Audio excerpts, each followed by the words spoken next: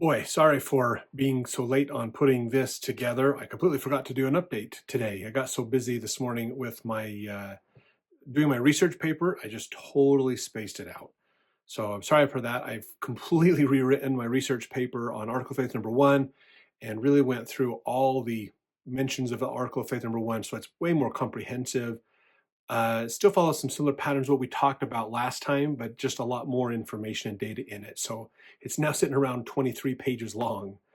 So it's that's the thing I've been working on the most over the holidays is getting that paper updated and improved with the advice I've been given, so I can I can put it in as my application for graduate school, which is due Wednesday. So I've got to get that in early next week, do a review of it, and get that done. So I wanted to talk about today some of the books I have for one of my other classes in this spring semester that's coming up.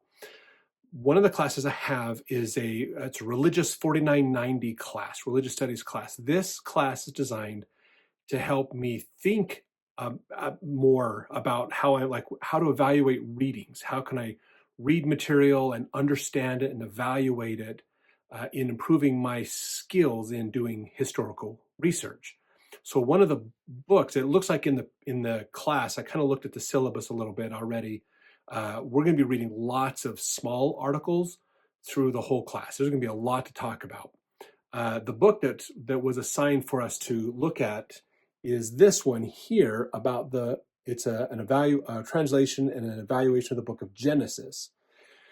So I've gone through the introduction on it. It's really pretty fascinating looking at how can we evaluate the book of Genesis and understand and interpret it better through better translations of that book. So I'm looking forward to reading that more and getting in depth into that one as well.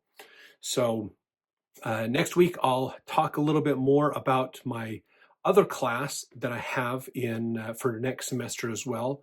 My third class, which is going to be a history class about how to do historical research. So it's how to write a historical paper, and which is kind of ironic that I'm taking that class after I've just written a historical paper.